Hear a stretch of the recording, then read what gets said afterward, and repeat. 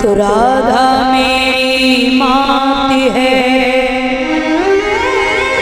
ए जी पिता मेरे घनश्याम, इन दोनों के चरण में मेरा बारंबार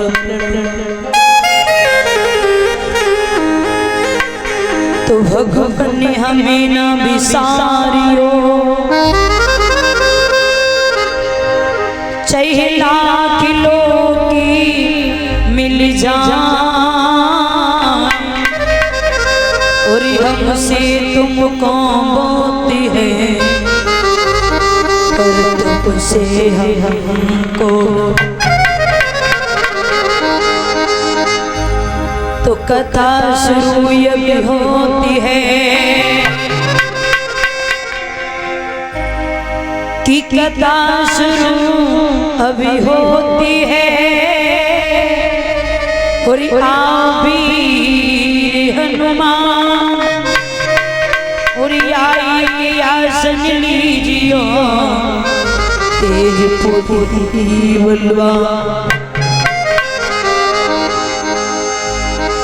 तो बुद्धिहीन तन जान के कि बुद्धिहीन तन जान के सुमिरो पवन कुमार, बल बुद्धि विद्या देव शुभिका। बोलिए अनंत बलवंत हनुमंत लाल की, बोलिए सावरे सरकार। चलती है बड़े भाव से 2 मिनट भगवान के चरणों में नमन करती हुई कि जीवन है तेरे हवाले और मुरलिया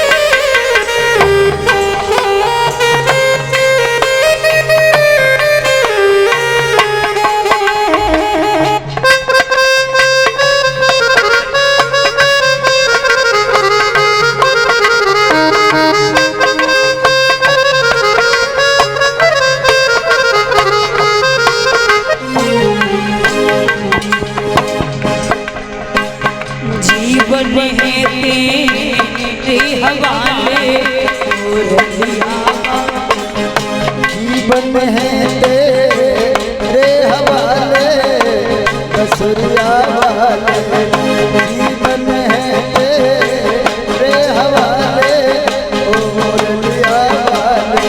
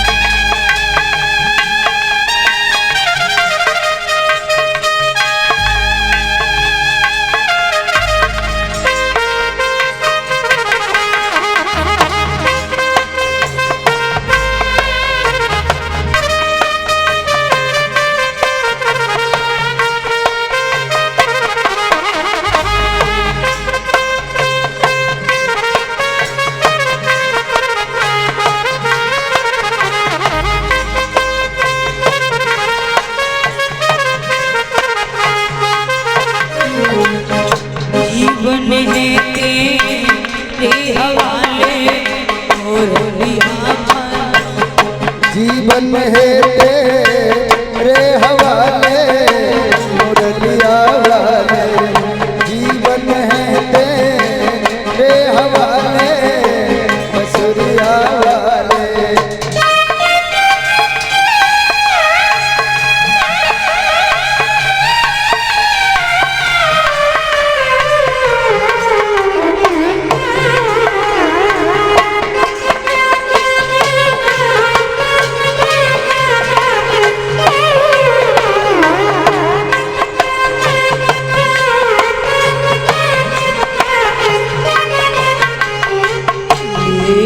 कृष्ण भगवान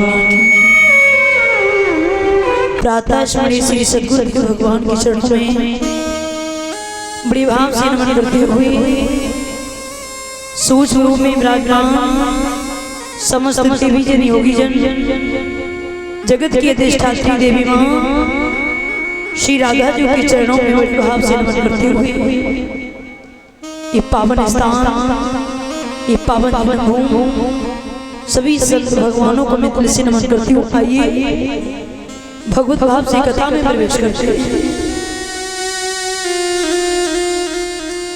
हर हर गंगा के किनारे बैठे हुए व्यास नंदन श्री सुखदेव जी 88,000 ऋषियों के बीच में भगवान की कथा को सुना रहे हैं और समझा रहे हैं राजन परीक्षित। आज भगवान की कथा को चलते चलते हम और आप लोगों के बीच में कथा का सप्तम दिवस है और जिस तरीके से आपने 6 दिन की कथा को रसास्वादन किया और सप्तम दिवस की कथा में और तुमने जरा सी भी शंका नहीं की, तो जाओ हम दावे के साथ कह रहे हैं वो तक्षक तुम्हारा कुछ बिगाड़ नहीं पाएगा, क्योंकि तुम्हारा उद्धार होगा, तुम्हारा कल्याण होगा। अभी बड़ा सुंदर प्रसंग चल रहा था आप लोगों के बीच में कि किस तरीके से उद्धव गोपी संवाद हुआ। और ये उद्धव गोपी संवाद क्यों हुआ था? उद्धव को भी अपने ऊपर बड़ा गुमान था, बड़ा घमंड था कि जितना मैं कन्हैया को चाहता हूँ भला गोपिकाएं इतना प्यार दुलार नहीं दे सकती। कन्हैया ने लिखा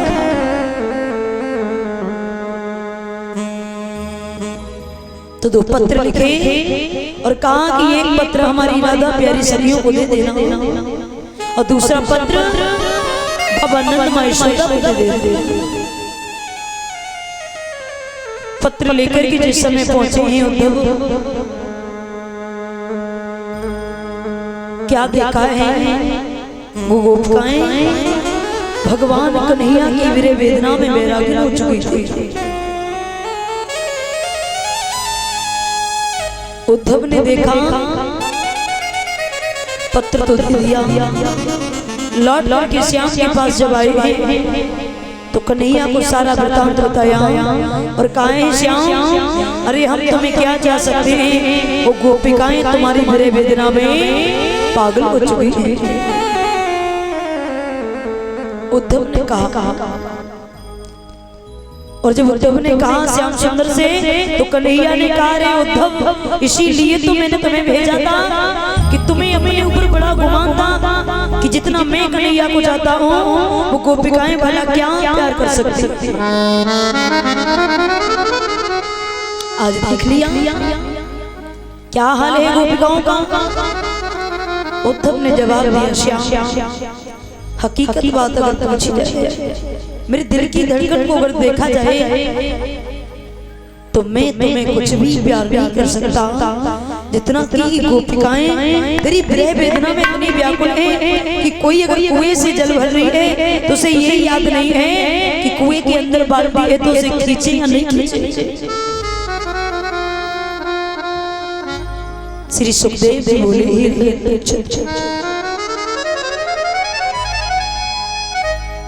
कथा से ये सीख मिलती है कि मानव को अपने जीवन में किसी भी हुनर पर घमंड नहीं करना चाहिए। भगवान ने हर किसी के घमंड को तोड़ा। अर्जुन को भी अपने ऊपर बड़ा गुमान था कि हमारे समान बलवान कोई नहीं होगा और अर्जुन के घमंड को भी भगवान ने तोड़ा। कब तोड़ा? जिस समय देव ऋषि नारद ने गंधराज पुष्प लेकर के और जाकर के जिस समय रुक्मिणी को दिया तो सतभामा को बड़ा बुरा लगा। तो प्रभु से विनती की, हे प्रभु ये गंधराज पुष्प जो देव ऋषि नारद लेकर के आए ये मुझे भी चाहिए। बोले तुम्हें चाहिए? तो कन्हैया ने मन में विचार किया, एक पंथ दो काज होंगे, अर्जुन का घमंड भी दूर होगा। अर्जुन अपने आप को ये समझ रहे हैं कि हमारे समान कोई बलशाली नहीं है। और गंधराज पुष्प भी आ गया। अर्जुन को बुलाया और कहा अर्जुन चले जाओ, जाकर के गंधराज पुष्प लेकर के आओ। अर्जुन चले गए। जिस समय पहुंच गए जिस बगीचे में अनंत बलवंत हनुमंत लाल जी का पहरा है, वो हनुमान जी की पूंछ पर जैसे ही पैर रखा है सही हनुमान जी एकदम से खड़े हो गए। जवाब दिया, कौन? बोले तुम कौन? बोले हम इस बगीचे में पुष्प लेने के लिए आए हैं। हनुमान जी ने कहा कि आप पुष्प नहीं ले सकते हो। क्यों? बोले हमारा पहरा है। बोले हम पुष्प लेने के लिए आए हैं और पुष्प लेके ही रहेंगे, तुम्हारी औकात नहीं है कि तुम हमें रोक सको। बोले पुष्प लेने आए हो, लेके रहोगे? बोले हाँ। हनुमान जी ने कहा आप पुष्प नहीं ले सकते हो। योदा बलधारी कि योदा बलधारी ओई गई पेज समुद्र पे योदा बलधारी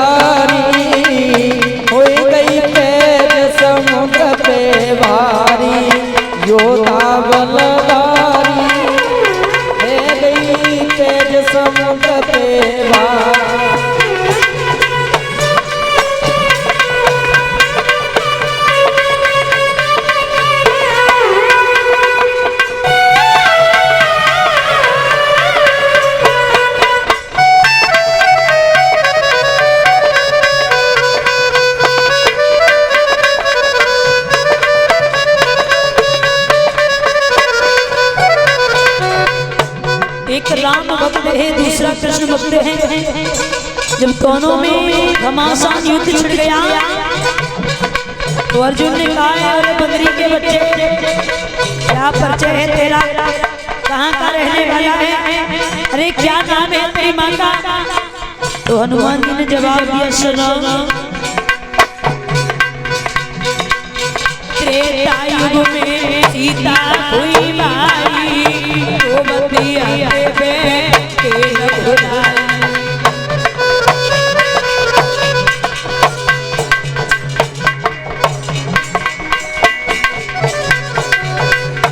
अर्जुन ने जवाब दिया कि त्रेता युग में सीता का हरण हुआ, भगवान श्री राम रो रहे थे, लेकिन तूने क्या किया।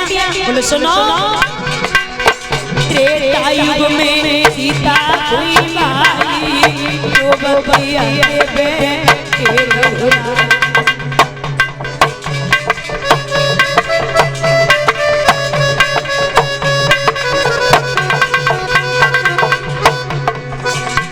अरे से समुद्र गए बंधवाई, लंका में गई आग लगाई।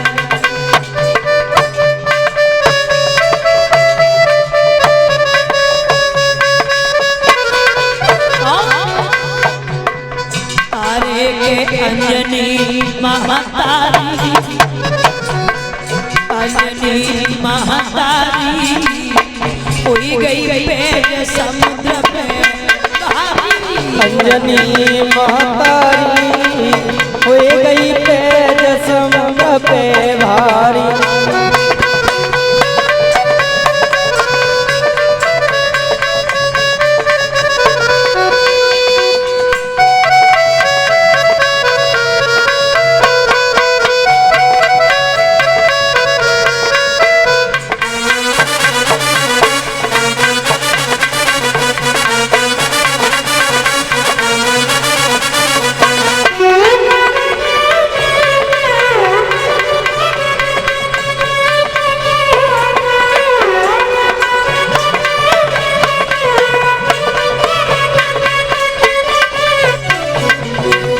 अर्जुन ने जवाब दिया कि इसका मतलब है कि तुम अंजनी पुत्र हनुमान हो। बोले हाँ।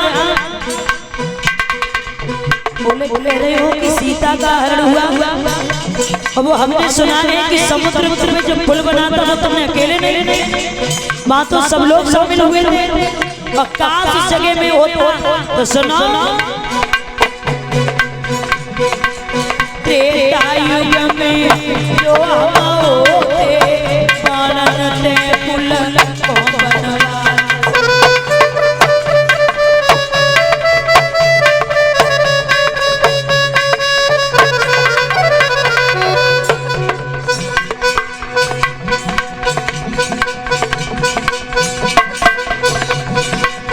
त्रेता युग में जो होते बनते पुल को बनवा।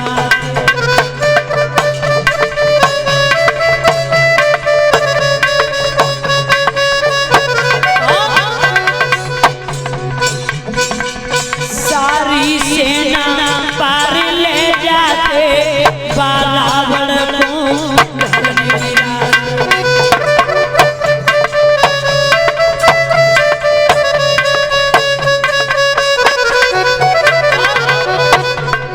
अरे कुंती महातारी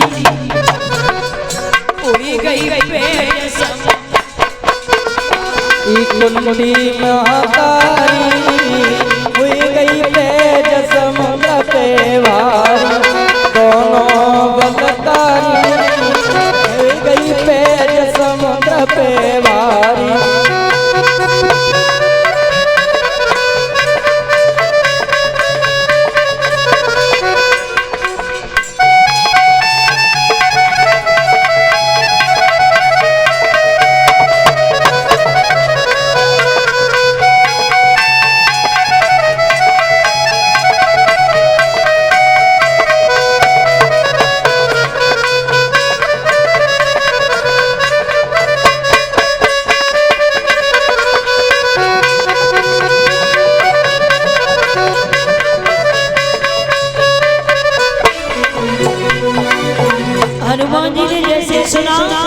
जवाब दिया इसका मतलब है कि तुम कुंती पुत्र अर्जुन हो? बोले हाँ हाँ। तो अर्जुन ने जवाब दिया हनुमान जी से सीता का हरण हुआ तुमने पता लगाया, इसके अलावा कोई और प्रमाण है? बोले एक नहीं अनेक गिना सकता हूँ। बोले एक वीर बजरंगबली शक्ति लगी लक्ष्मण की माई तो बतिया देवे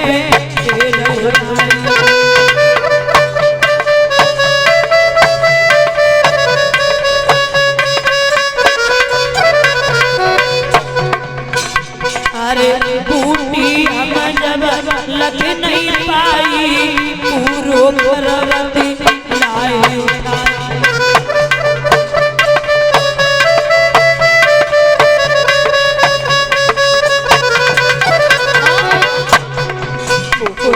मर जारी कोई गई पेट समुद्र पे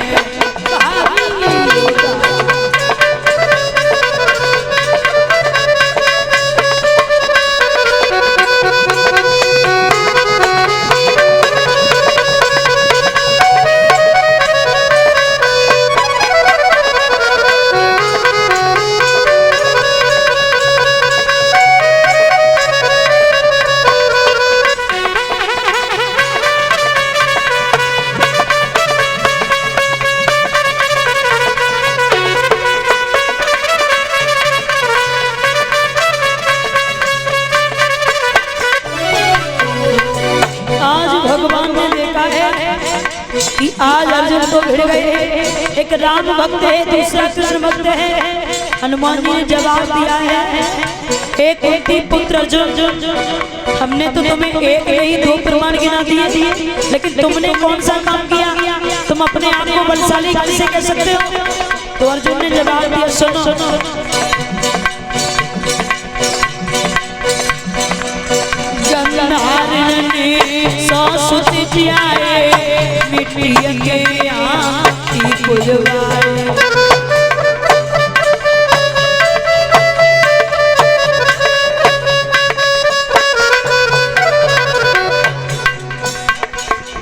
मेरी मैया ने बचन उजारो रावती धरनी पे उतारो।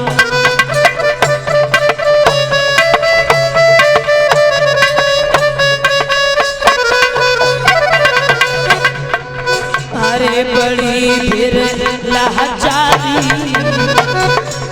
कोई गई पेट समुद्र पे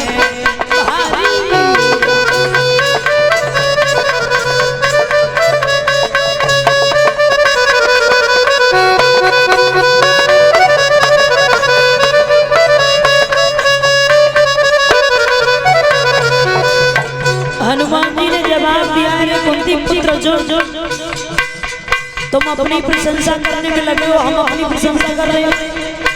अब ऐसे काम हल नहीं होगा, आओ दो हाथ हमारे तुम्हारे हो जाए, देख लेते हैं तुम बलशाली हम बलशाली। बोले ठीक है। अर्जुन ने जवाब दिया हम बाणों से पुल बना रहे हैं, तुम पुल को तोड़ के दिखा दो, हम समझ जाएंगे कि तुम हमसे ज्यादा बलशाली।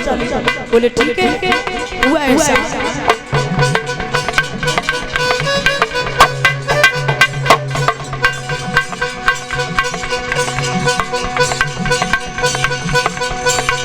अरे तभी अर्जुन ने बचन उजारो बाणन पे पुल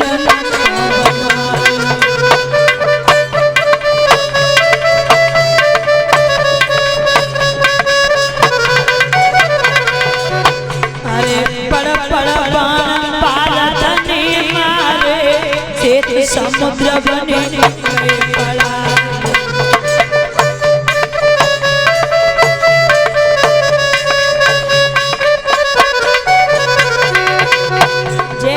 अर्जुन ने बाणों से पुल को बनवाया और कहा हनुमान जी से तोड़ के दिखाओ। हनुमान जी ने जैसे ही एक पैर रखा क्या देखा पुल धंसने लगा, अर्जुन की पिंडलियां कांप गई।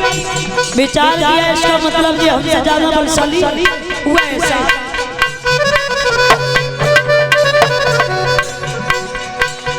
अरे बड़ी बड़ी भारत ने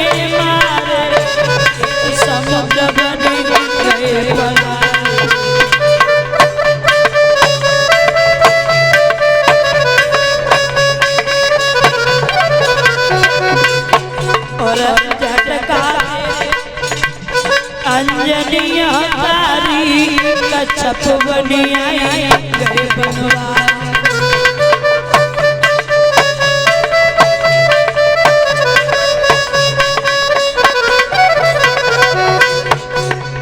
अरे के लीला प्रभु की न्यारी हुई गई पेट समुद्र पे भारी।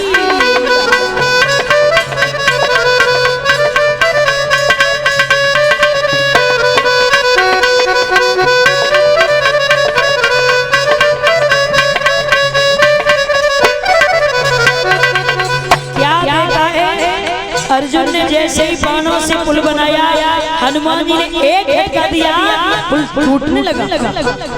अब भगवान ने देखा कि अब तो अर्जुन का घमंड दूर तो हो ही रहा है, लेकिन अर्जुन का अपमान भी हो रहा है। सही भगवान ने कछुए का रूप बनाया और पुल के नीचे आ गया। जैसे ही खून की धारा ऊपर से आई, हनुमान जी ने समझा किसी जीव की हत्या हो गई। भगवान ने आगे बढ़ करके क्या किया, चतुर्भुजी तब रूप बनायो तो वाहन को मान बनायो।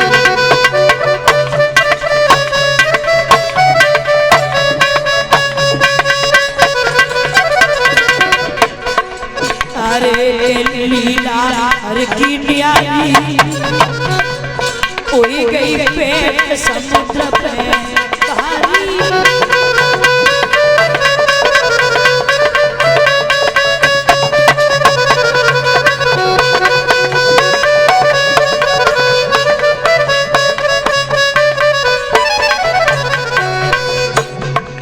योदा बलदारी हुई गई पेट समुद्र पे भारी।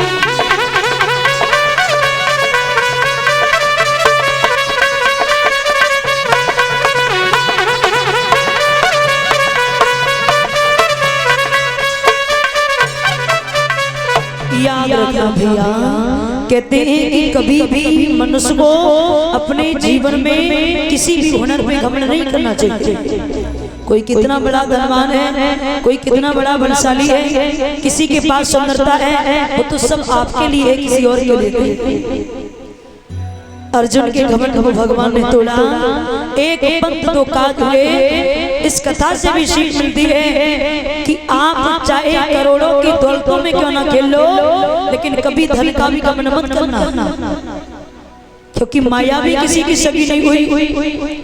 सिकंदर जैसा शासक दुनिया से अलविदा होकर के चला गया। अरे तो हम और आप लोगों की औकात क्या है, किस बात का घमंड है? जो सारे मुल्क के माली थे, जो सारे मुल्क के माली थे, जिनके रंगीन ख्वाब थे, और सिकंदर जब गया दुनिया से तो दोनों खाली हाथ आए, खाली हाथ चले जाओगे, लेकिन साथ में जाएगा तो केवल और केवल एक धर्म जा सकता है।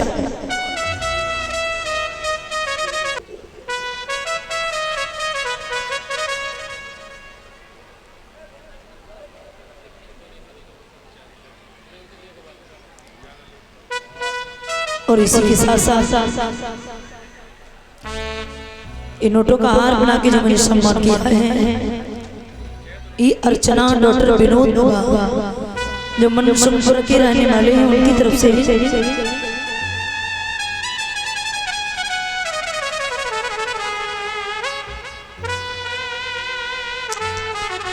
और इसी के साथ साथ ये आयुष नाती बादशाह एक हार बना करके जो सम्मान कर रहे हैं, भगवान को दिख रही है। और इसी के साथ साथ ये लवकुश यादव रमा, उनकी तरफ से एक हार बना करके मुझे सम्मान किया है। समस्त स्टाफ को 11-11 मुद्राओं से सम्मान कर रहे हैं। और इसी के साथ साथ ये एक नोटों का हार बना के जो मुझे सम्मान किया है आराध्या डॉक्टर रोहित यादव, इसी की पीहरपुर के निवासियों की तरफ से सभी भक्तों को भगवान बनिया सद्बुद्धि प्रदान करे। धर्म के लिए यहाँ तो जल बने रहे। धर्म पे चल करके अपने नाम को रोशन करें। ऐसी प्रभु से मेरी विनती रखा। बोलिए बाल कृष्ण भगवान की। आइए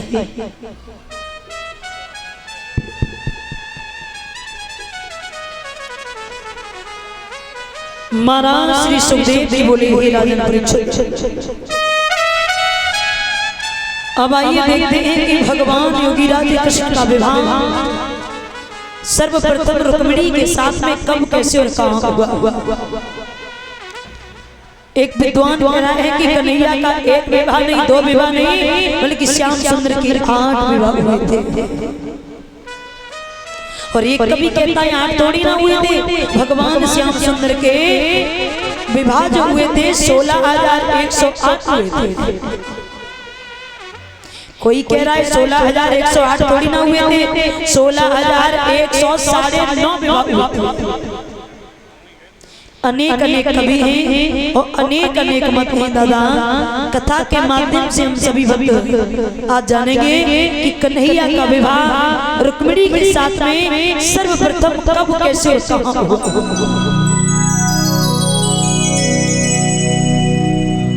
उससे पहले सभी भक्त मिलकर के अपनी मनोवाणी को पवित्र करने के लिए भगवान का भजन बोलते हुए चलेंगे। आइए बड़ी भाव से बोलेंगे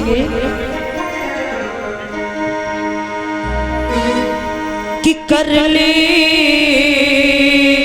कमाई ऐसी तो साथी जा सके,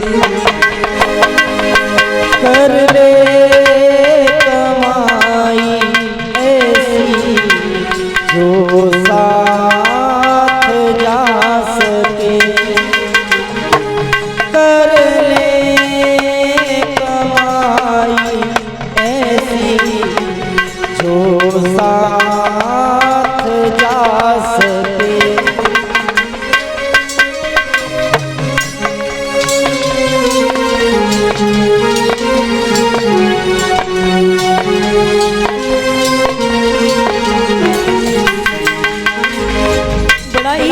किसी ने वर्णन किया है कि जीवन में ऐसी कमाई करो जो तुम्हारे साथ भी जा सके।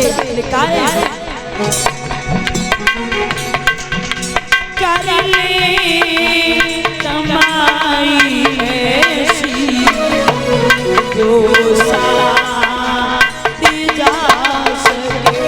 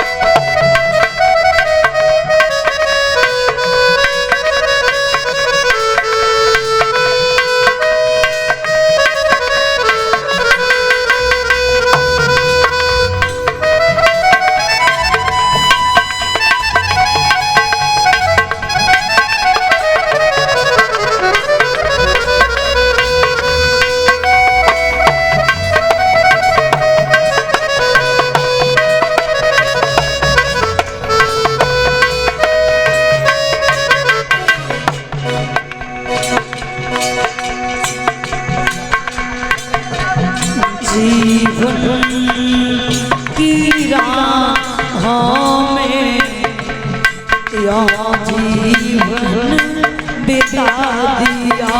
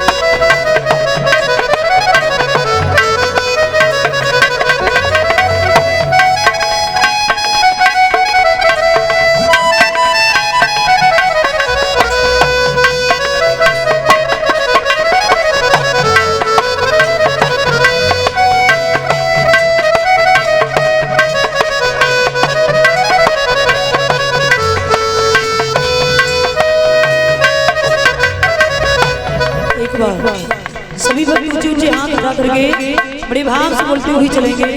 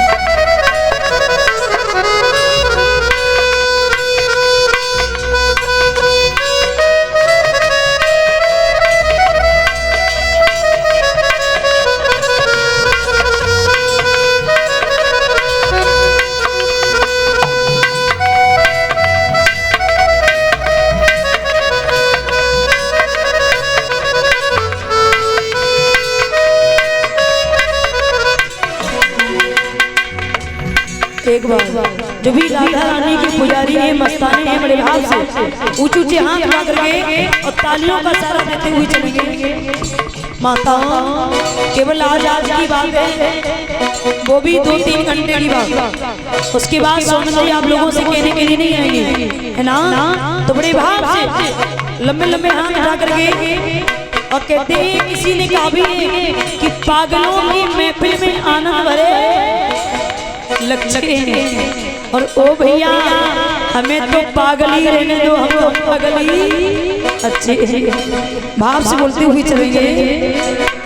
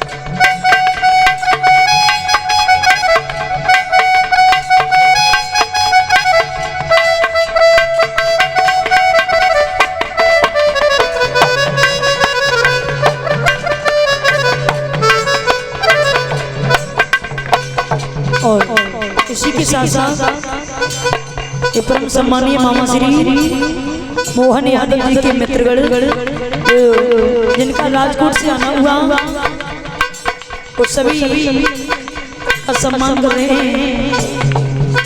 मामा मोहन जी की तरफ से सम्मान हो रहा है, बहुत बहुत धन्यवाद। इसी के साथ साथ ये देवांग सनौर बबलू करणपुर निवासी उनकी तरफ से नोटों का हार बना करके सम्मान करेंगे। आइए बड़े भाव से बोलेंगे। हमें हो गए राधा रानी के, हमें हो गए ब्रज ठाकुरानी के, हम हाथ उठा के कहते हैं हम हो गए राधा रानी के।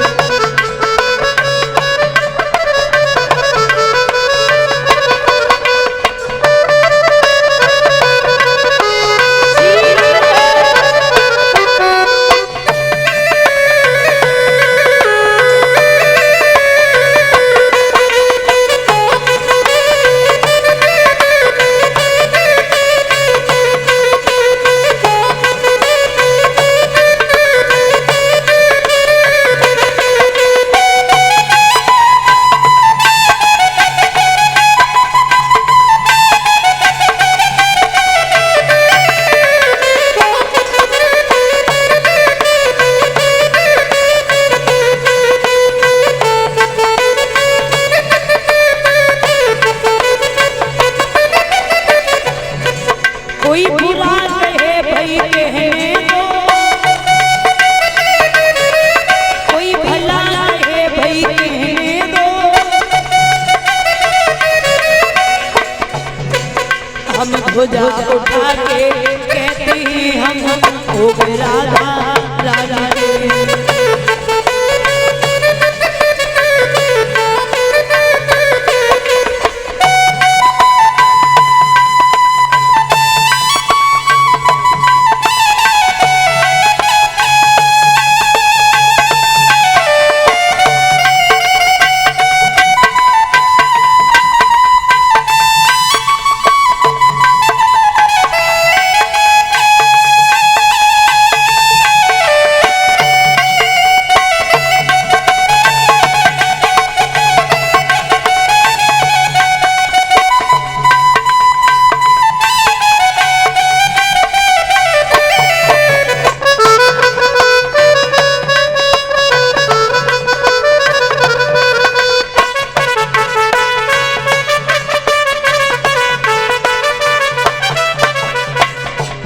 सभी भक्तों से मेरा आग्रह है कि लंबे लंबे हाथ उठा करके और तालियों का सहारा देते हुए चलेंगे। प्यारे भैया, अर्जी है हमारी और मर्जी है तुम्हारी। सोनम जी का कोई प्रेशर नहीं है, कोई दबाव नहीं है कि आपसे जबरदस्ती भजन बुलवाई जाए। अब आप करोगे तो अपनी मर्जी का काम ना, तो एक बार उठाएं पूरे हाथ। जब भी राधा जी को मानने वाले हैं, राधा जी के पुजारी हैं, मस्ताने हैं, बड़ी भाव से बोलेंगे।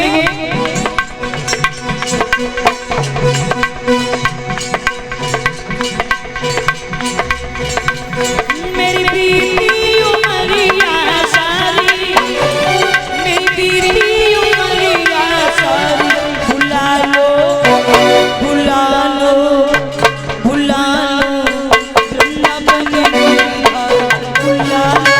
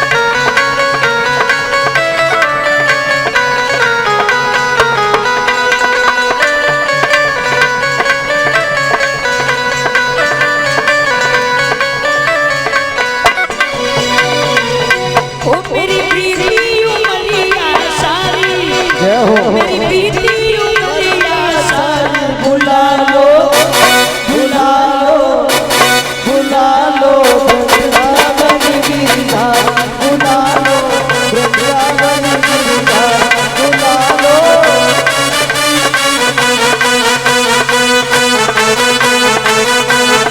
जय हो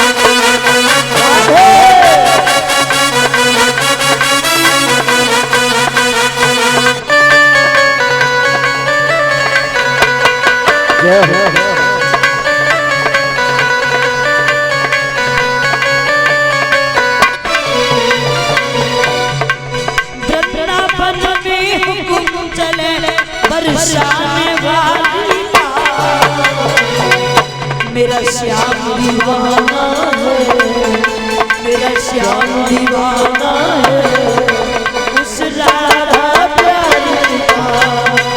मेरा श्याम दीवाना है, उस राधा प्यारी का। श्री राधे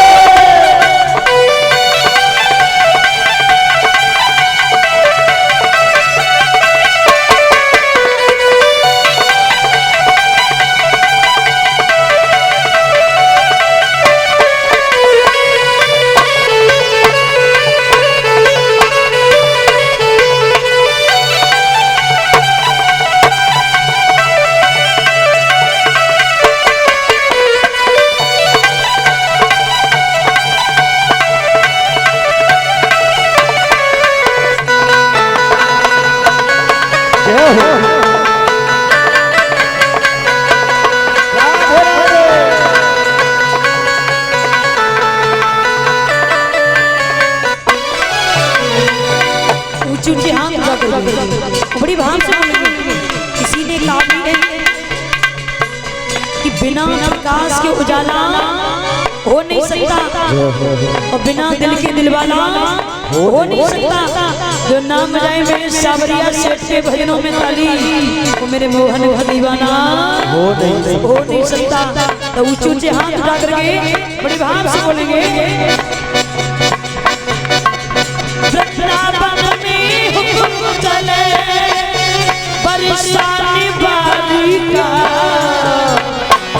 मेरा श्याम दीवाना है उस राधा प्यारी का, मेरा श्याम दीवाना है उस राधा प्यारी का।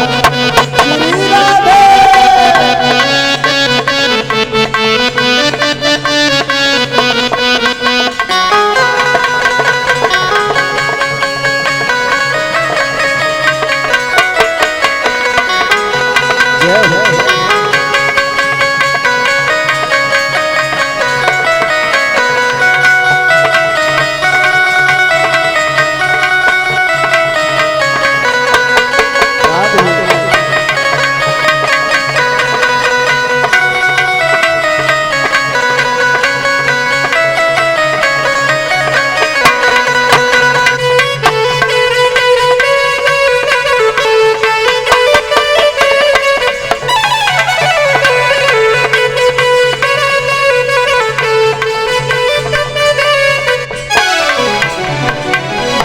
बाल कृष्ण भगवान की जय।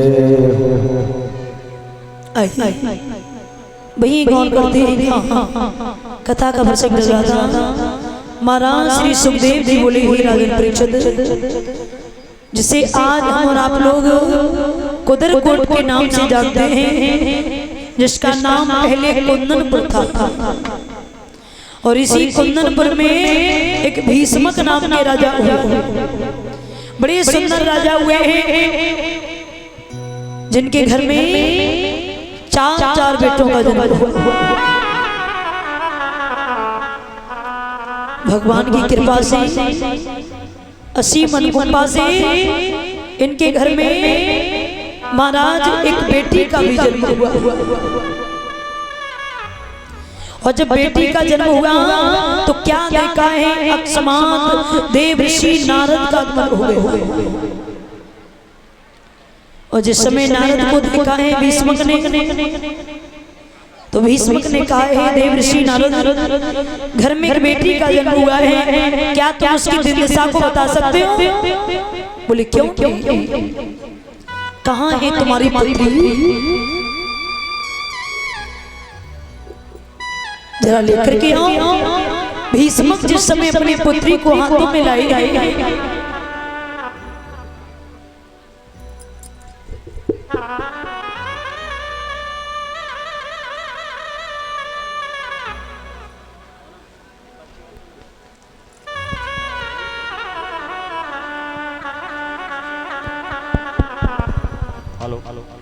हेलो कलश वाली कन्या है, जितनी भी कलश वाली कन्या है वो सामने आ जाए। हमारे सावंत भाई आप लोगों का सम्मान करना चाह रहे हैं। जितनी भी कलश वाली कन्या है लाइन से आ जाए, एक एक करके अपना सम्मान पाले, भीड़ ना बढ़ाए, लाइन से आ जाए। कलश वाली हमारी कन्या है। और इसी के साथ साथ इन नोटों का हार बनाकर जो मुझे सम्मान किया है, कुमारी नैना डॉक्टर अनुज कुमार, इसी ग्राम पियरपुर के रहने वाले की तरफ से, और हिमांशु सनोपी रामू यादव, इन भैया की तरफ से इन नोटों का हार बनाकर सम्मान कर रहे हैं। समस्त स्टाफ का 11-11 मुद्राओं से सम्मान कर रहे हैं। एक प्रति परिचय को ये नोटों का हार बनाकर सम्मान कर रहे हैं, बहुत बहुत बधाई हो। और इसी के साथ साथ ये नोटों का हार बनाकर जो मुझे अभी सम्मान किया है, प्रिंस यादव, नाती सुरेंद्र बाबूजी होटल वाले, इसी ग्राम पियरपुर के रहने वाले की तरफ से। बोलिए बाल कृष्ण भगवान की।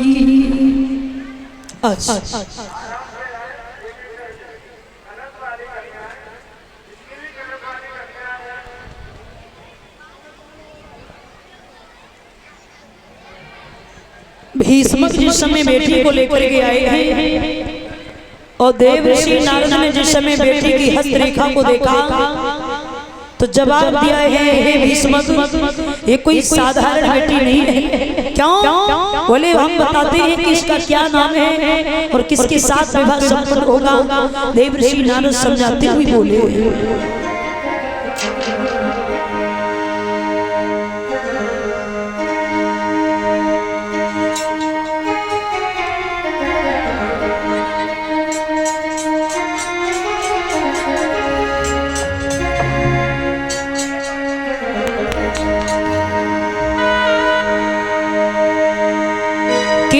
नारद जी ने सुन राजन की बात और हाथ में लीना पत्रिका तत्काल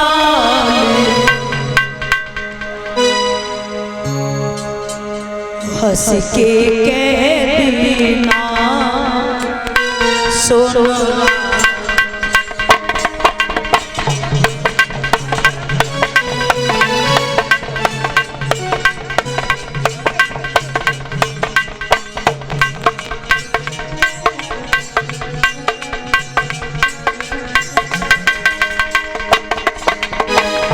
नारद जी ने सुनी राजन की बात पत्रिका लेना तुरंत ही बात बताई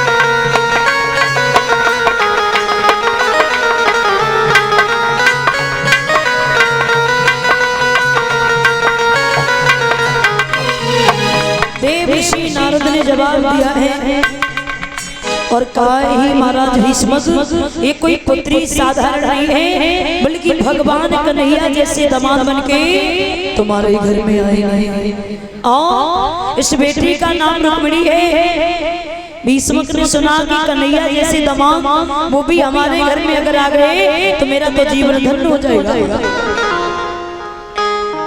गद्दी से उछल पड़े हर्ष उल्लास के साथ भीष्मक आगे बढ़े देव ऋषि नारद को बिठा लिया है 56 प्रकार के भोजनों को ग्रहण करवाया। सुबेरा हुआ तो देव ऋषि नारद ने अपनी विदाई ली और भीष्मक के घर से चलने के लिए जिस समय तत्पर हुए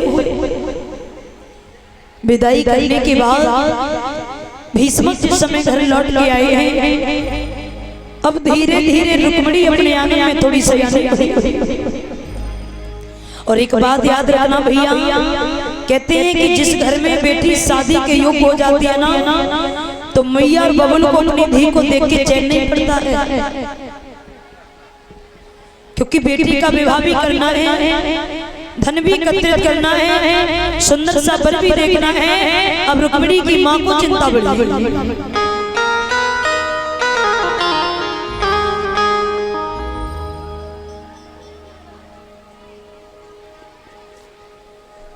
और जब चिंता बढ़ी तो दासी को बुलाया दासी से कहा है दासी चली जाओ और जाकर के महाराज भीष्मक से कह देना कि तुम्हें तुम्हारी रानी बहुत जल्दी अभी याद करती है और अभी इसी वक्त दरबार को बंद करके महलों में प्रवेश हो जाए।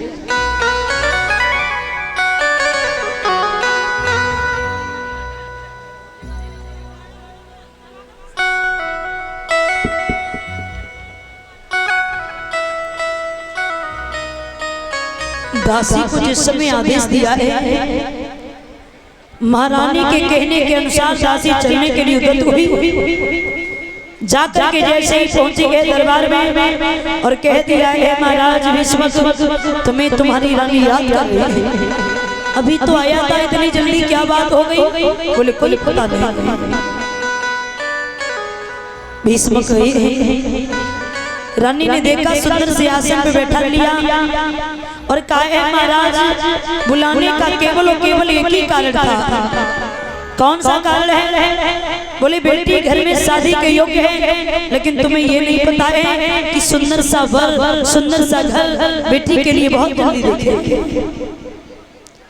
भीष्मक ने कहा है भद्रे ये तुम्हें सोच ही रहा था और मैं आज ही जा रहा हूँ रुक्मिणी के विवाह के बारे में अपना आज ही विचार विमर्श करूंगा।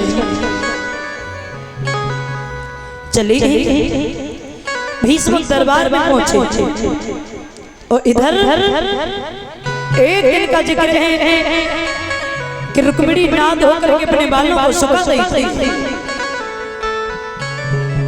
अक्षमा देव ऋषि नारद गली से होकर के जा रहे थे और बड़ा सुंदर सा गीत गाते हुए कि ब्रज भूमि हुआ है अवतार कन्हैया और सौभाग्य हो जिन्हें दीदार कन्हैया। एक गीत को गाते हुए जैसे ही आगे बढ़े रुक्मिणी छत से नीचे उतर आई और जवाब दिया, बाबा ये गीत किसका गा रहे हो? बोले ब्रज में भगवान कन्हैया का अवतार हो गया। और जिन लोगों ने उनके दर्शन कर लिए ना, उनके करोड़ों करोड़ों जन्म के पाप दूर हो गए। क्या कहा? कन्हैया का अवतार हो गया? बोले हाँ। तो रुक्मिणी ने जवाब दिया, एक बात बताओ, क्या कन्हैया की सभी शादी हो गई? बोले नहीं, श्याम की शादी नहीं हुई। उनके बड़े भैया बलराम का विवाह हो गया, जिनकी पत्नी का नाम है रेवती, मगर श्याम की शादी नहीं हुई। जैसे ही इतने शब्द सुने तो रुक्मिणी ने अपने मन में एक संकल्प किया है कि अब हम अपना विवाह करेंगे तो भगवान कन्हैया के साथ करेंगे, और कन्हैया के साथ मेरा विवाह नहीं हुआ तो अपना सारा जीवन कुंवारे ही बन करके व्यतीत कर दूंगी, मगर दूसरे की पत्नी बन के हरगिज नहीं जाऊंगी। क्या सोचा है रुक्मिणी ने?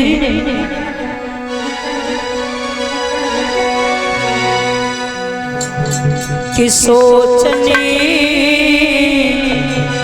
लगी अभिटिया मन में, आज जीवन दिन व्यर्थ हो रहे।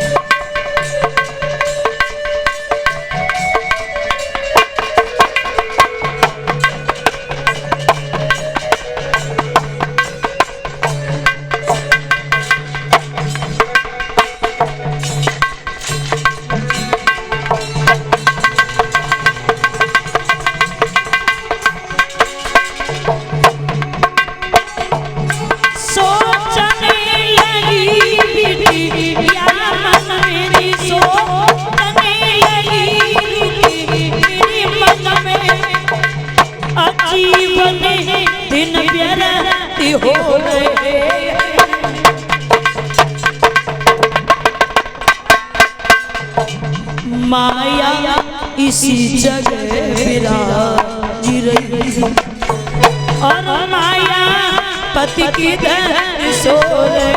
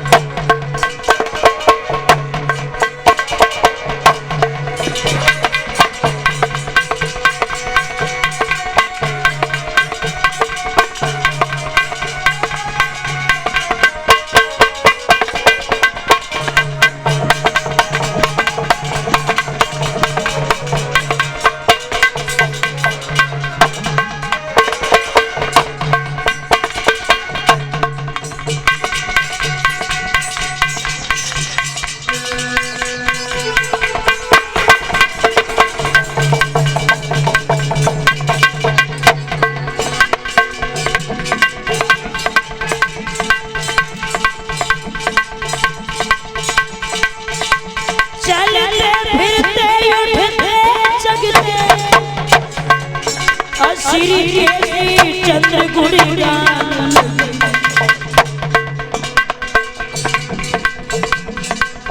और सखियन में चर्चा छिड़ जाए मोहन के गीत सुना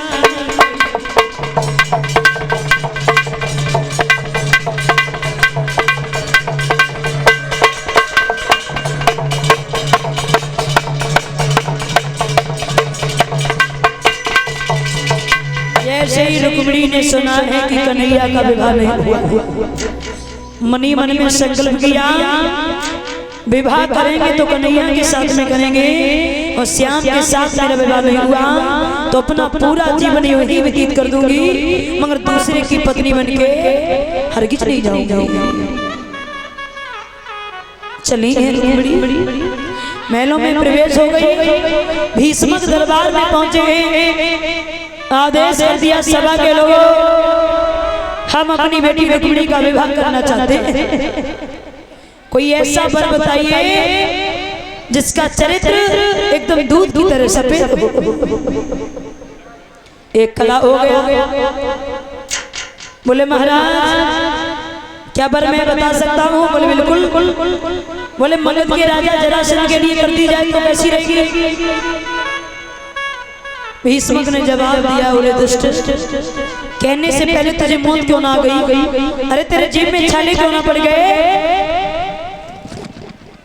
सुबह से लेकर शाम तक जो शराब पीता है और मद के नशे में रहता है, ऐसे दुष्ट के साथ में अपनी बेटी के विवाह का दाव नहीं करेंगे जिसकी रोज की रोटी का कोई ठिकाना ना हो।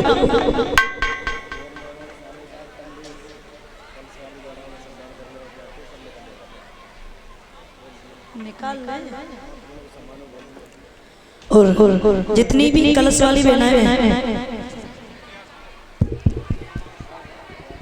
कलश वाली जितनी भी बहनाएं वो सभी बाहर आ जाए।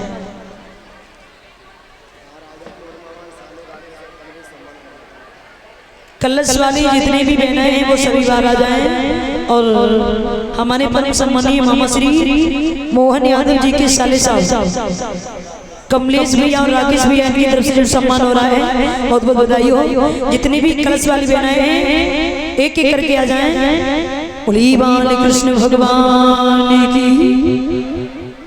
आज भीष्मक ने जवाब दिया है कोई सुंदर सा वर बताओ, तो एक कला हो गया जवाब दिया महाराज धर्मराज के लिए कर दी जाए तो कैसी रहेगी?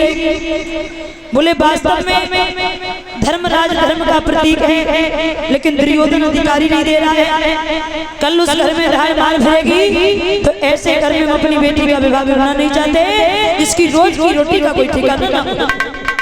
कोई सुंदर सा बताइए।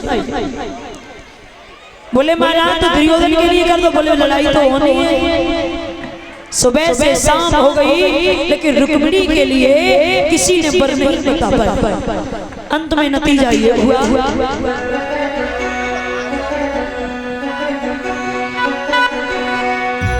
कि दरबार के बारी बारी से और राजन के नाम सुनाने लगे।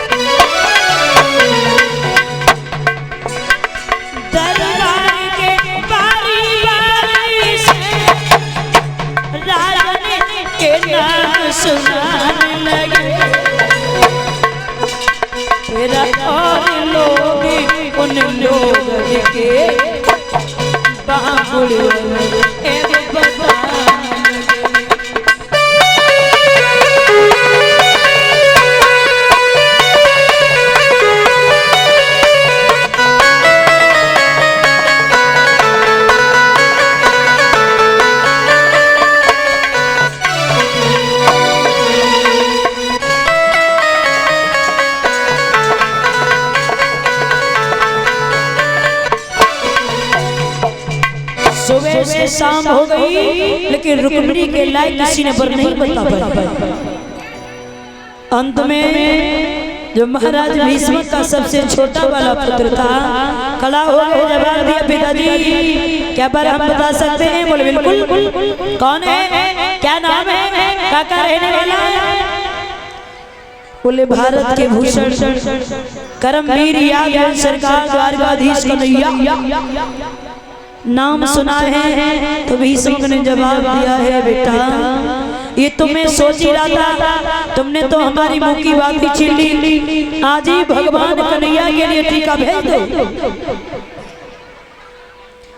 और निवेदन है आप लोगों से थोड़ा शांति का दान देते रहे। जब ये कलश वाली बहनाएं खड़ी है, निवेदन है आप लोग शोर ना करें। सुना है जिस समय महाराज भीष्म ने तो इधर तो रुक्मिणी के विवाह की तैयारियां शुरू हो गई और इधर रुकुम को जिस समय पता चला है तो बीच दरबार में पहुंचा। तालियों की गड़गड़ाहट जिस समय सुनाई दी तो पूछ लिया है पिताजी अरे क्या बात है, आज से पहले तुम्हारे दरबार में इतनी बड़ी भीड़ और इतना हर्ष उल्लास मैंने कभी नहीं देखा था, मगर आज क्या बात है? भीष्मक ने जवाब दिया है बेटा रुको, तुम्हारी बहन का बड़ा सुंदर सा वर देख लिया है। कौन है हमारी बहन का दूल्हा? भारत के भूषण करमवीर यादव सरकार द्वारकाधीश कन्हैया। रुकुम ने क्रोध में आकर के कहा है अरे मरने वाले पिताजी, सुबह से लेकर संध्या तक जो बन बन में गैयों को चराता है, दधी माखन को चुरा चुरा के खाता है, ऐसे दुष्ट के साथ में हम अपनी बहन का विदा कदा। और तुमने अगर अपनी मनमर्जी कर ली तो क्या होता है, पिता और पुत्र का रिश्ता सारे भंग हो जाएंगे। इस बीच दरबार में खून के नदियां बह जाएंगे। इसलिए समझ लेना क्रोध में आकर के आज रुकुम बोला है।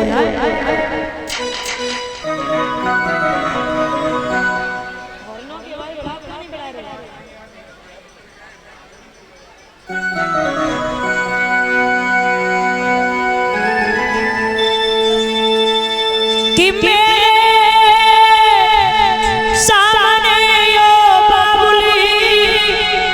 और ये चालें नहीं चल पाई, अगर ये शादी पक्की होगी तो तलवार नहीं चलेगी।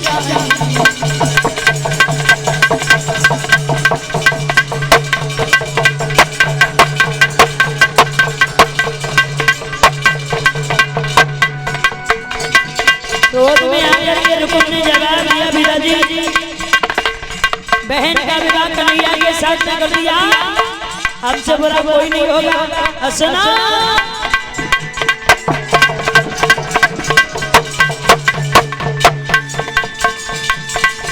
मेरे सामने यो बाबू।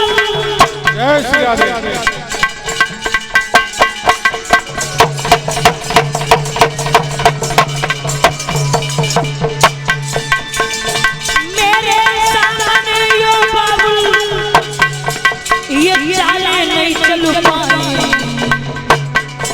करिए शादी पक्की होगी तो तलवार में चल जाए।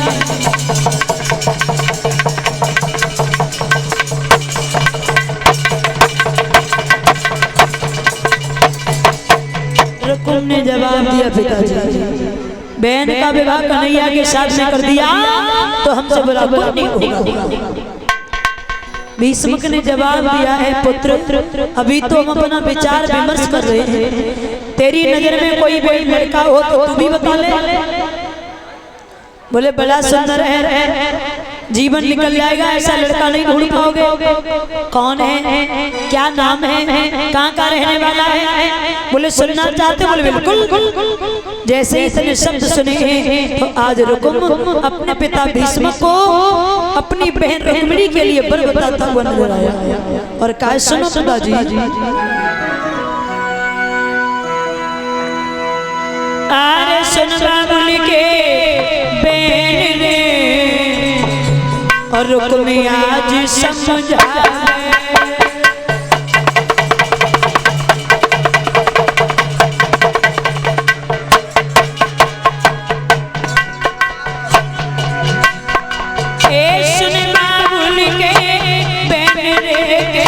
रुक्मी आज समझा गए। सब राजन में होशियार, सब राजन में होशियार, शिशुपाल नजर मेरिया।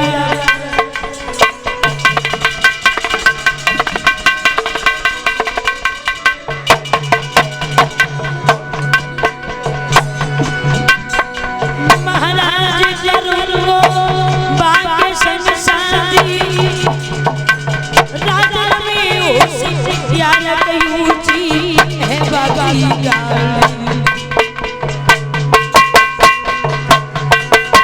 बहना दुल्हन बन के जाए सालो दूल्हा बन जा।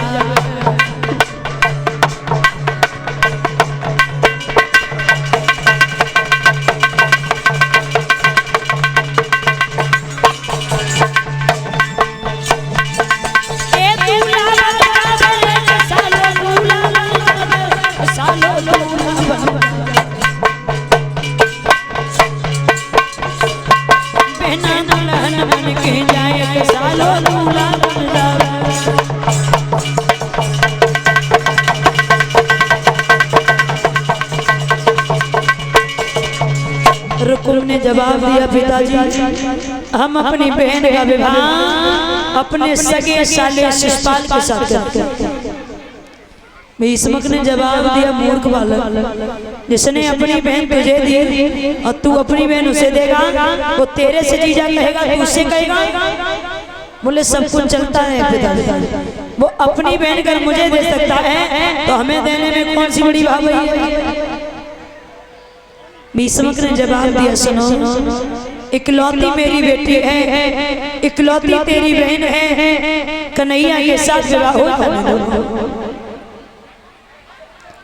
भीष्मक ने बहुत समझाया बेटा को, लेकिन एक भी बार रुकुम ने अपने पिता भीष्मक की बात को नहीं माना। और चंदेली के बसने वाले अपने सगे साले शिशुपाल के लिए पत्र लिखा है। क्या लिखा है रुकुम ने आज पत्र में? एक कवि कल्पना कर रहा है।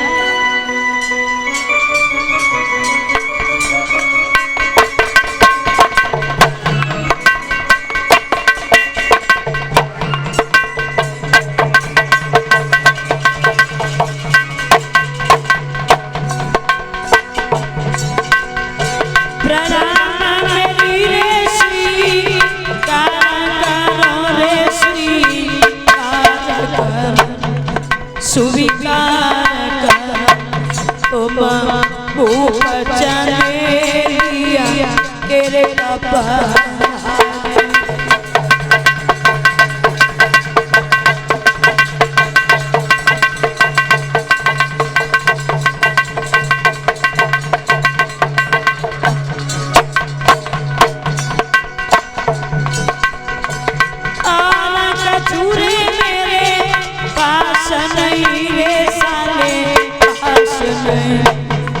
जीजा पास एक बेना दे रो शरण तुम्हारे।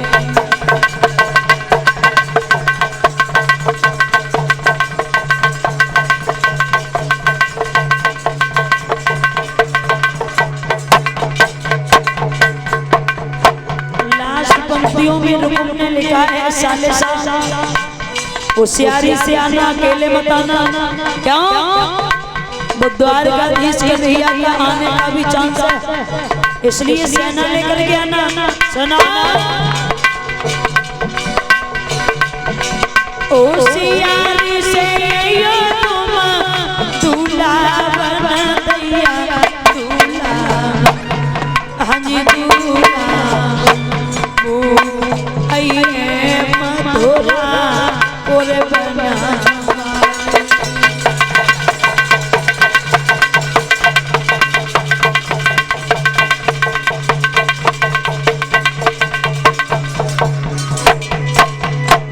आज बूढ़े पिता के लिए चली और चंदेली के बसने वाले सगे शिषपाल के लिए रुकुम ने पत्र लिख करके भेज दिया।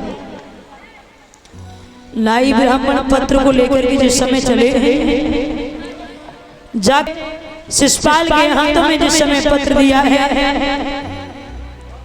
शिषपाल ने पत्र को पढ़ा तो पढ़ा ही हर्षोल्लास के साथ खड़ा हुआ। नाई ब्राह्मण को भोजन ग्रहण करवाया, लेकिन मन में एक बात आई कि अगर यहाँ से जाने के बाद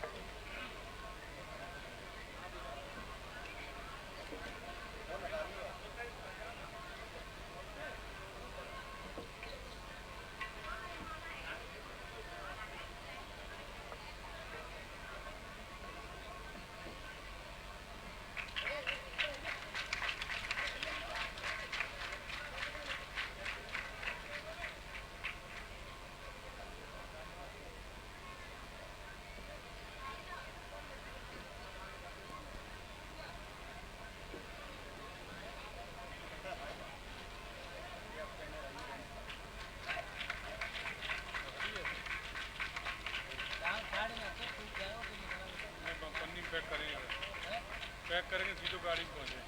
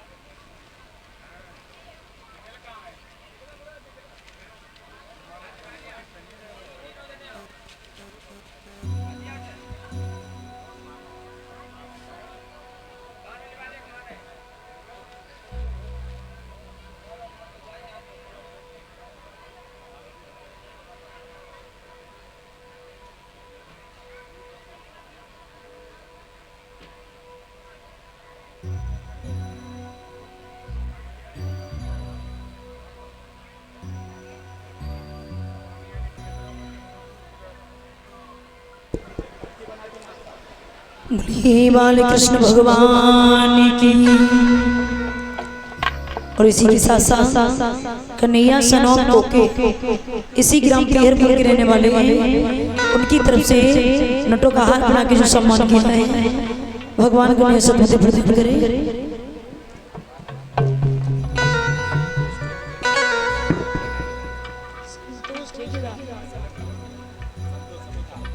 और इसी के साथ साथ इस संतोष सविता ठेकेदार भैया उनकी तरफ से ये सभी का सम्मान कर रहे हैं, माल्यार्पण करके सभी का स्वागत कर रहे हैं। भगवान कन्हैया से प्रार्थना है धर्म के लिए वही हम तो जल बने रहे, धर्म पे चल करके अपने नाम को रोशन करें। बोलिए गोविंद भगवान की।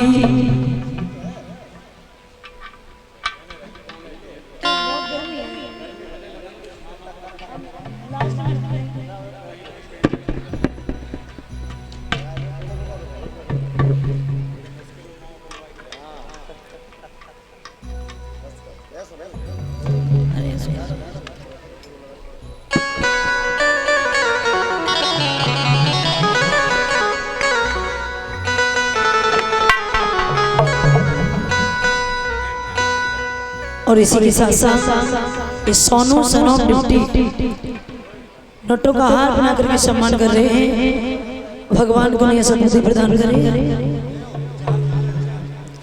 और ये निखिल सनोम संजू इसी ग्राम पियरपुर के रहने वाले हैं। उनकी तरफ से ये नोटों का हार बना करके सम्मान कर रहे हैं। भगवान को यह दिग्रायु दे। और इसी के साथ साथ प्रिंस सनोपी उदयवीर भैया कंचनपुर निवासी उनकी तरफ से नोटों का हार बना करके सम्मान कर रहे हैं। भगवान को सद्बुद्धि प्रदान करे। बोलिए बाल कृष्ण भगवान की।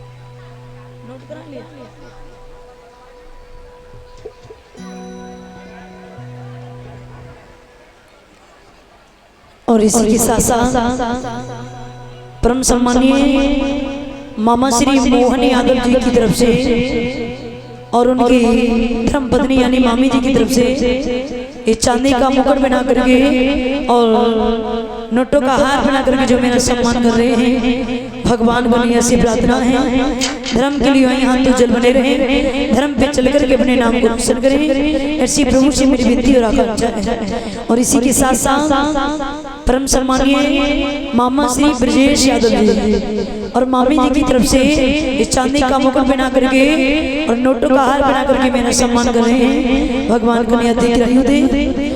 और इसी के साथ साथ परम सम्मानीय मामा श्री दीपू यादव और उनकी धर्म पत्नी के द्वारा नोटों का हार बना करके सम्मान कर रहे हैं। और इसी के साथ साथ ये सुजाता यादव जो हमारे मामा श्री मोहन यादव जी की सिस्टर है उनकी तरफ से नोटों का हार बना करके सम्मान कर रही है। भगवान को दिग्रायु दे।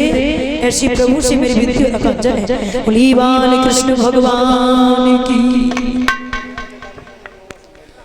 और जितनी भी कलश वाली बहनें हैं वो सभी बाहर आ जाएं। जितनी भी कलश वाली बहनें हैं हमारे परम सम्मानीय मोहन मामा जी की तरफ से जो सम्मान हो रहा है कलश वाली बहना और शांति का दान बनाए रखे सभी वक्त। बोलिए गोविंद भगवान की।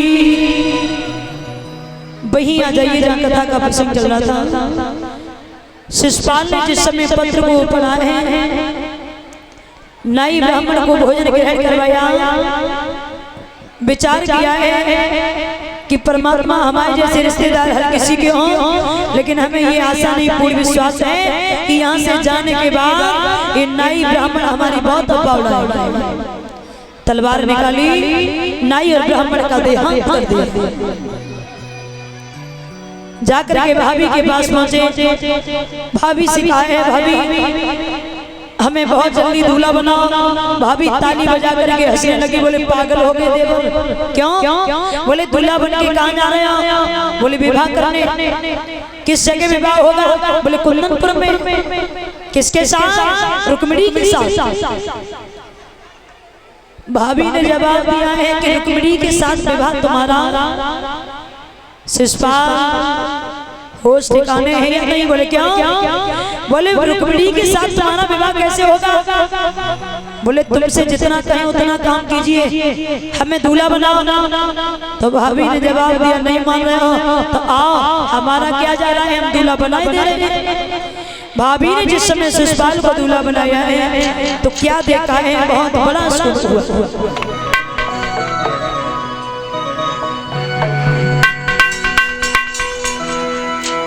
कि जग शीश मोहर जब धारोरी हो गई छीकी अंगारी।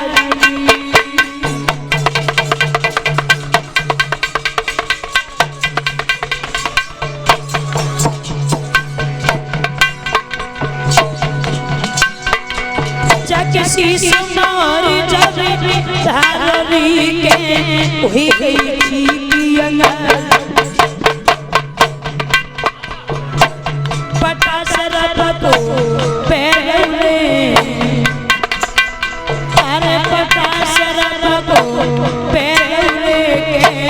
पटक लगी गई भारी।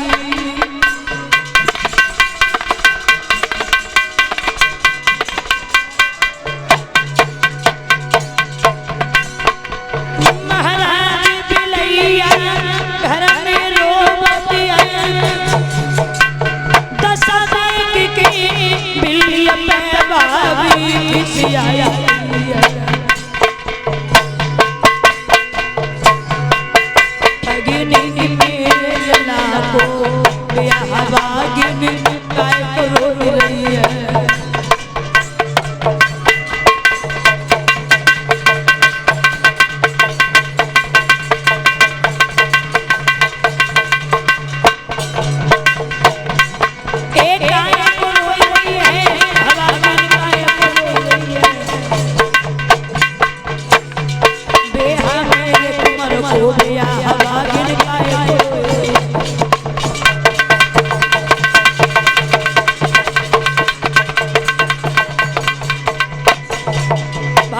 जिस समय शिषपाल को दूल्हा बनाया, सर पे जैसे ही मुकुट रखा है, क्या देखा है, सामने से चीख हो गई।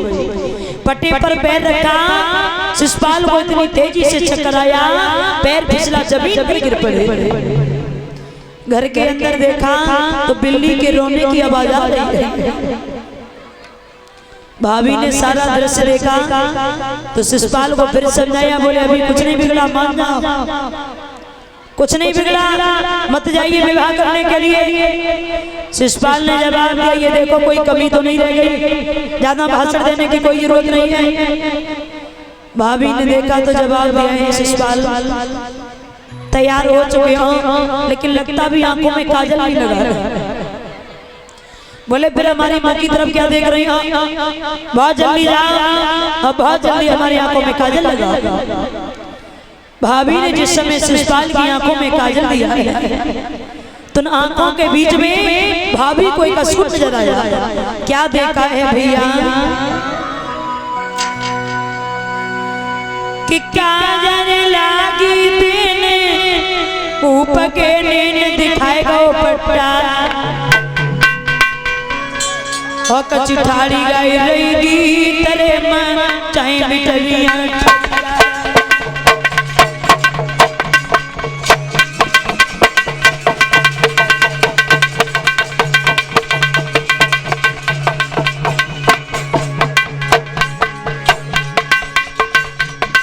तुम धर दो मोर उतार कहीं समुझाए धरो,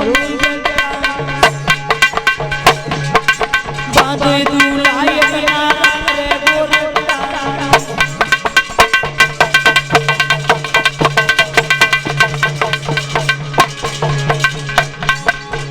भाभी ने जवाब दिया है, शिषपाल कुछ नहीं बिगड़ा, बीवी मानना, मत जाइए विवाह करने के लिए कुंदनपुर में। तुम्हें पता है कि कन्हैया का आगमन भी हो रहा है, दो दूल्हा एक नारा होगा क्या, बोली है भाभी। मानसी मारी है मिले रुकी मेरी प्यारी है।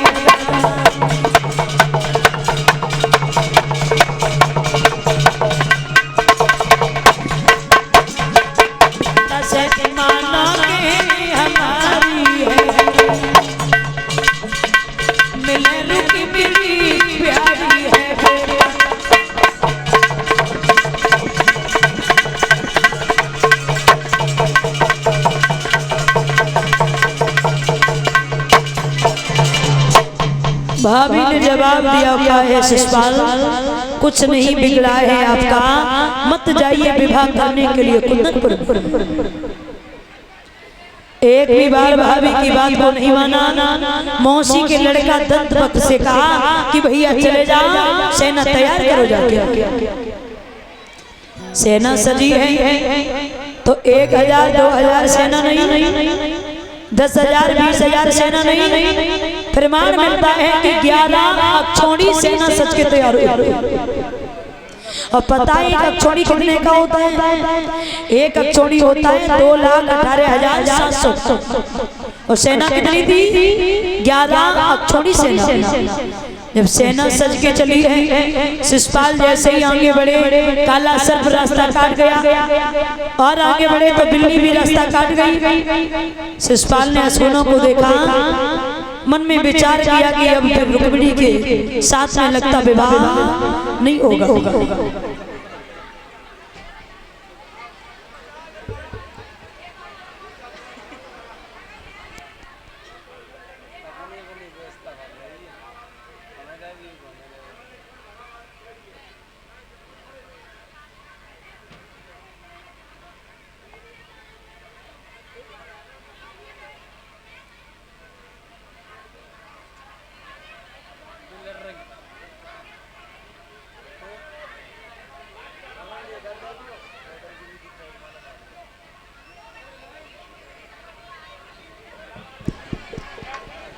बोलिए गोविंद भगवान की।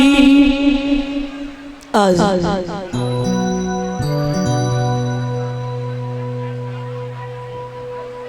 शिषपाल जिस समय सेना को सजा के चले हैं, जाकर के अपनी बारात कुंदनपुर में जिस समय रोक दी है, अब इधर पता चला है रुक्मिणी को कि मेरा भैया का साला मुझे लेने के लिए आ गया। तो बीच आंगन में बैठ गई है रुक्मिणी, भगवान कन्हैया को याद करने लगी। श्याम, अगर आज आप नहीं आए मोहन, तो रुक्मिणी की लाज चली जाएगी। भैया का साला मुझे लेने के लिए आ गया, अब बताओ भैया के साले के साथ में हम जाएं तो जाएं कैसे? रोकर के बोली श्याम,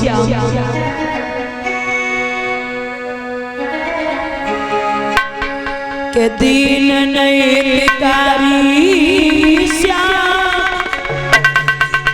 अब भाई कौन जन्म की नारी।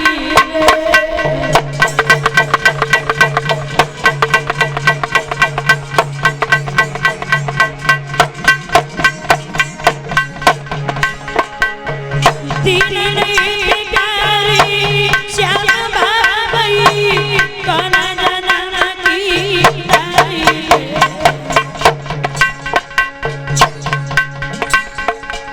मेरे भैया के साले ने श्याम मेरे नंगर घेर लो आई ले।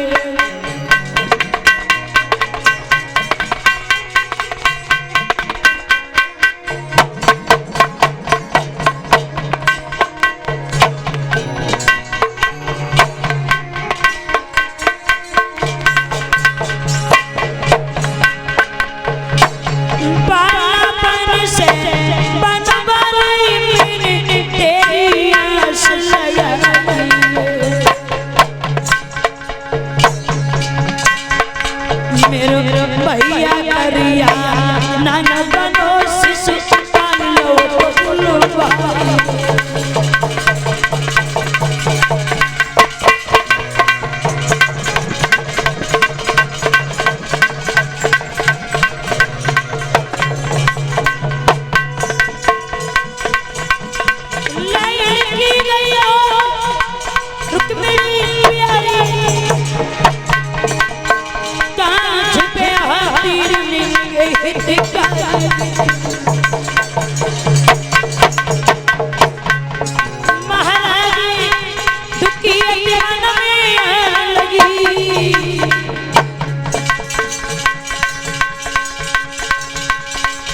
और पूरी पकड़ी गई बैठे रुक्मिणी सभा में रोने लगी।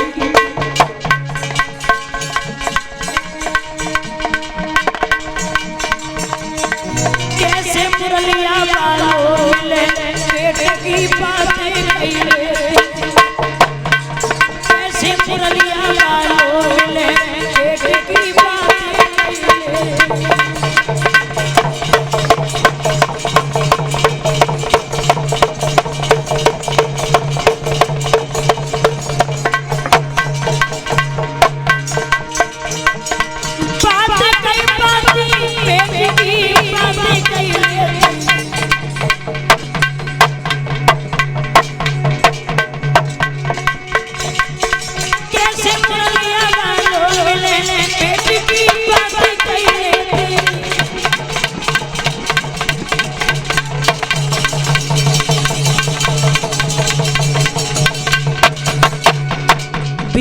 चांदन में बैठ के रुक्मिणी बुरी तरीके से रो रही है।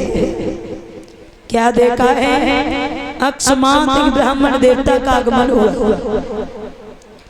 आवाज लगाई, माता भिक्षाम गई। रुक्मिणी ने सुना तो आंसू पहुंचे, भाग के दरवाजे पहुंची। पंडित जी को देखा और पंडित जी ने रुक्मिणी की आंखों में आंसू देखे तो पूछ लिया, बेटी हमने तो सुना है तेरी शादी है, फिर तेरे आंखों में आंसू क्यों? बोले पंडित जी मेरी शादी नहीं बल्कि मेरे जीवन की बर्बादी है। ऐसा क्यों? बोले मेरे भैया का साला मुझे लेने के लिए आ गया है, बारात को रोक दिया है। अब बताइए पंडित जी क्या आज दिन के युग में ऐसा हुआ है जो मेरा भैया मेरे साथ में कर रहा है? बोले ये तो बड़ा अनर्थ हो रहा है।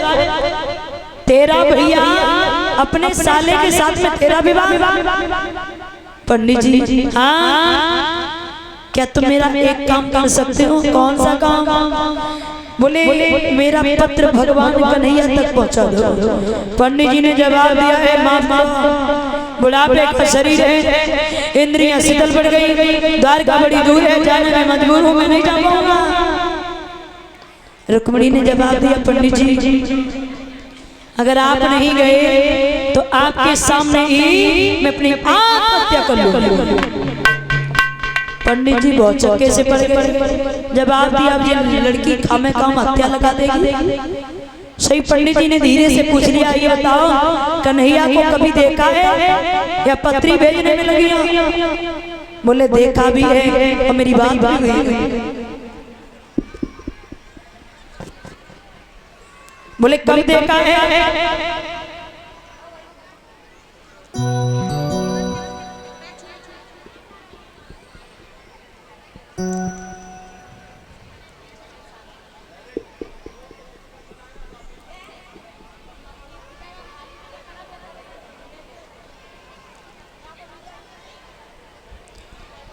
रुक्मिणी ने जवाब दिया है, पंडित जी मैंने कन्हैया को सपने में देखा और कन्हैया से बात भी हुई। साफ साफ कहा है श्याम ने कि जब भी तुम्हारे ऊपर मुसीबत आए, आपत्ति आए तो एक पत्र लिख करके मेरे पास भेज देना, इसलिए तुम पत्र कन्हैया को दे देना। पंडित जी ने जवाब दिया, अब नहीं मान रही हो तो पत्र लिखो, जहाँ तक होगा पत्र तो पहुँचा ही देंगे, अगर लौट के ना आवे तो समझ लेना मेरे भेजे हुए पंडित रास्ते में ही गुजर गए। रुक्मिणी ने कहा है, पंडित जी ऐसी बातें मत करो, मुझे पता है, आशा नहीं पूर्ण विश्वास है कि मेरा पत्र कन्हैया तक तुम पहुँचा दोगे। रुक्मिणी ने पत्र जिस समय लिखा है भगवान कन्हैया के लिए, क्या लिखा है आज पत्र में?